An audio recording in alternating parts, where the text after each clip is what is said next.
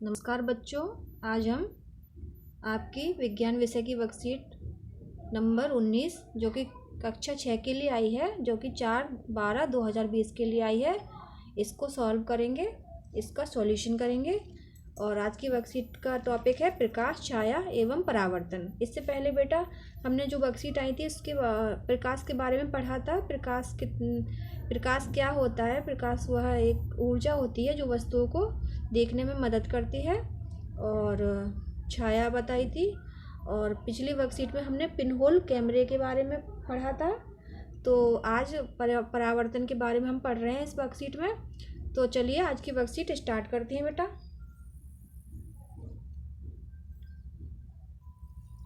आज की वर्कशीट में हम परावर्तन के बारे में पढ़ेंगे। परावर्तन क्या होता है?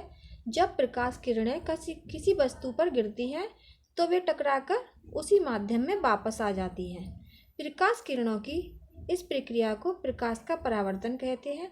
कहने का मतलब ये है कि बेटा प्रकाश की कोई किरण है, जब वो किसी वस्तु पर या किसी माध्यम पर गिरती है, वो टकराकर फिर इसी माध्यम में वापस आ जाती है टकराने के बाद में। तो इस जो घटना होती है इसको प्रकाश का परावर्तन कहते हैं। ठीक है बेटा। प्रकाश के परावर्तन को समझने के लिए इस गतिविधि को करते हैं। यहाँ पर एक गतिविधि कर रहे हैं हम, जो कि समतल दर्पण को लेकर कर रहे हैं। समतल दर्पण के सामने खड़े हों, अपने प्रतिबिंब को देखिए और निम्नलिखित प्रश्नों के उत्तर दीजिए। प्रश्न ये एक है, क्या आपका प्रतिबिंब आपके शरीर के आकार का ही बनता है? मतलब ये है कि आपका जो समतल दर्पण के आगे जब खड़े हो जाएंगे तो आप अपने प्रतिबिंब को देखेंगे तो आपके शरीर के बराबर ही साइज होगा, उसका आकार एक ही होगा। तो हाँ बेटा, इसका जवाब हाँ है, यस, हाँ, आपके प्रतिबिंब का साइज आपके शरीर के साइज के बराबर ही होगा। सेकंड क्वेश्चन है, अपने बाएं हाथ को ऊपर उठाइए और आपके प्रतिबिंब ने किस हाथ को उठाया है? तो जब आप अपना बायां हाथ उठाएंगे तो प्रतिबिंब में दायां हाथ आपको ऊपर दिखाई देगा, दायां। ठीक है बेटा, क्योंकि जो प्रतिबिंब होता है वो अपोजिट साइड की, मतलब प्रतिबिंब में अपोजिट साइड का बॉडी पार्ट दिखाई देता है, अपोजिट साइड का पार्ट दिखाई देता है। तो अगर आपने बायां हाथ उठाया है तो आपके प्रतिबिंब में दायां हाथ दिखाई देगा। मतलब आपने अगर राइट हैंड उठाया है तो आपको प्रतिबिंब में लेफ्ट हैंड दिखाई देगा, और अगर लेफ्ट उठाया है तो प्रतिबिंब में राइट दिखाई देगा। ठीक है बेटा। अगला है, अब 2 कदम पीछे की ओर चलें, प्रतिबिंब का क्या होता है? तो जैसे बेटा आप 2 कदम पीछे की ओर चलते हो प्रतिबिंब से, मान लीजिए मिरर है, तो ये 2 कदम पीछे की ओर चलते हो, मतलब तो ये प्रतिबिंब भी आपका 2 कदम पीछे की ओर ही जाएगा। कहने का मतलब ये है कि अगर आप 2 मीटर पीछे की ओर चले हो यहाँ से यहाँ तक, तो प्रतिबिंब भी यहाँ से यहाँ तक 2 मीटर की पीछे की ओर जाएगा। ठीक है बेटा। तो जैसे आपका प्रतिबिंब आप बढ़ोगे आगे की ओर तो प्रतिबिंब भी पीछे की ओर बढ़ेगा। ठीक है बेटा। इस क्रियाकलाप को देखिए, यहाँ पर एक क्रियाकलाप दिया हुआ है, तो चलिए इसको पढ़ते हैं। इस क्रियाकलाप को देखिए, जब महेश दर्पण के सामने खड़ा होता है तो वह एक आकृति देख सकता है जो कि उसके समान ही दिखती है, इसको प्रतिबिंब कहते हैं। मतलब जो महेश नाम का लड़का होता है वो किसी के शीशे के आगे खड़ा होता है तो उसको अपने ही समान आकृति दिखाई देती है, उसको प्रतिबिंब कहते हैं। जब प्रकाश सूर्य या बल्ब जैसे प्रकाश स्रोत से महेश पर गिरता है तो ये प्रकाश किरणें फिर से परावर्तित हो जाती हैं, जिससे एक प्रतिबिंब बनता है।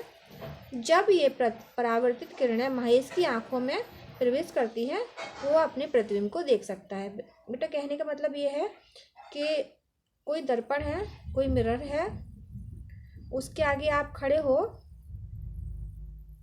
ये मान लीजिए आप हो, तो जब प्रकाश की किरणें दर्पण पर गिरेंगी और दर्पण से आपकी आंख में जाएगी तो आपको प्रतिबिंब दिखाई देगा। ठीक है बेटा।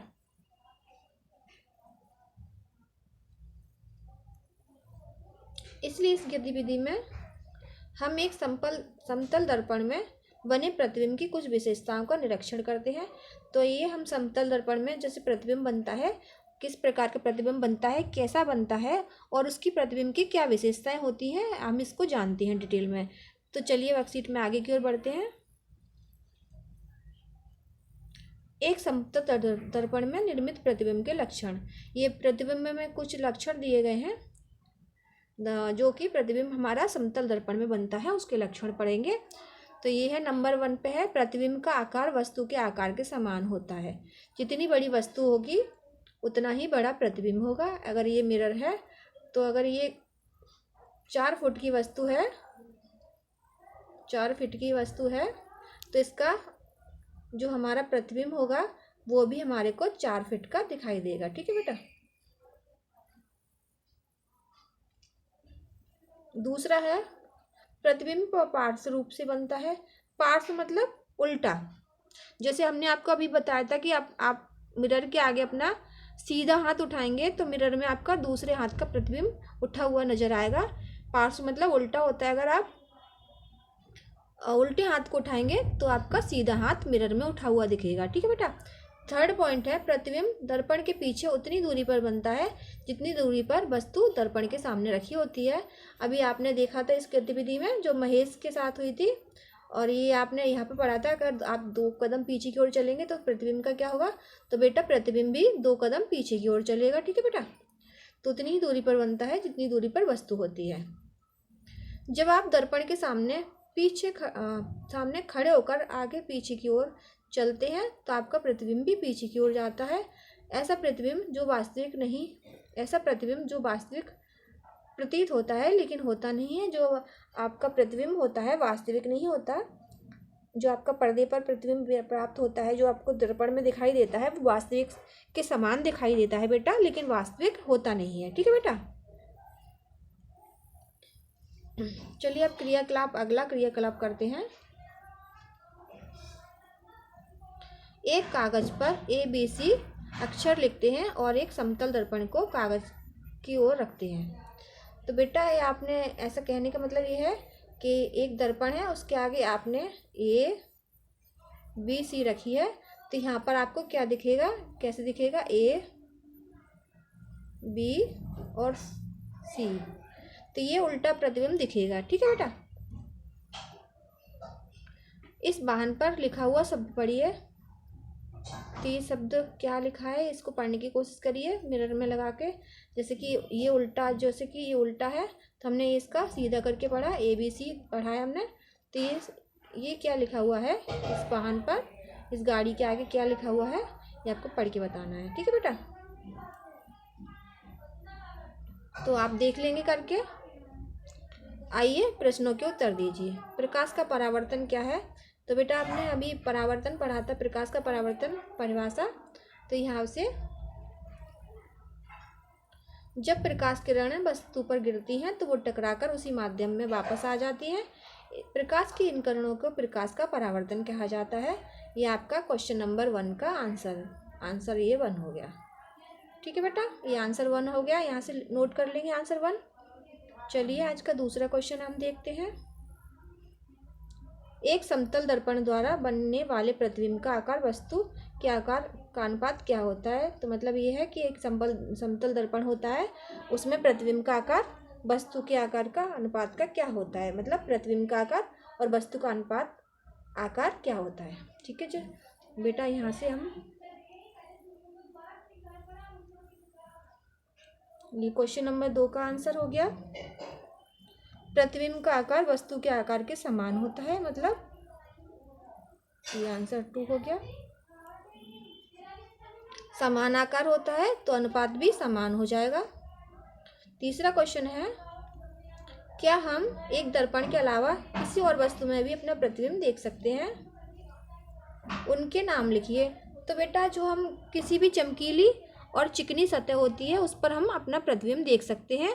जैसे कि उदाहरण के लिए जो नई थाली होती है स्टील की, मतलब ये कह सकते हैं स्टील के नए बर्तनों में, स्टील के बर्तनों में देख सकते हैं। जैसे कि चम्मच में भी आपका प्रतिबिंब दिखाई देता है, और उसके अलावा पानी में भी जो ठहरा हुआ पानी होता है उसमें हम अपना प्रतिबिंब देख सकते हैं। इसके अलावा किसी भी ऐसी सतह पर जो कि चमकीली और चिकनी होनी चाहिए उस पर हमको अपना प्रतिबिंब दिखाई देता है। अगला क्वेश्चन है, एक कागज पर अपना नाम लिखें और दर्पण के सामने से रखिए। दर्पण में अपने नाम के प्रतिबिंब को लिखिए। तो ये बेटा जैसे कि मेरा नाम अनु है, तो ये स्पेलिंग हो जाएगी ANU। तो हम जब इसको प्रतिबिंब में देखेंगे तो ये मान लीजिए प्रतिबिंब है, ये प्रतिबिंब है। तो प्रतिबिंब में कैसा विपरीत कैसे दिखाई देगा, उल्टा दिखाई देगा। तो ये ऐसे दिखाई देगा,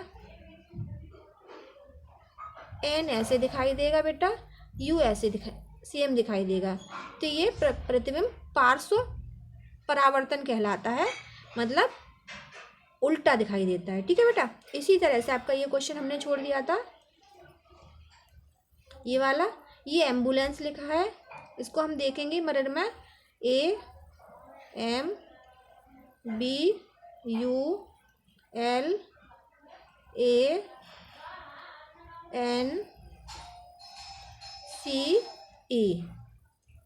तो ये बेटा ये हम सीधा करके देखेंगे तो हमें एम्बुलेंस इस तरह से दिखाई देगा। ये बेटा उल्टा इसलिए लिखा जाता है, जो कि एम्बुलेंस होती है इसमें मरीजों को ले जाया जाता है, आप जानते हैं।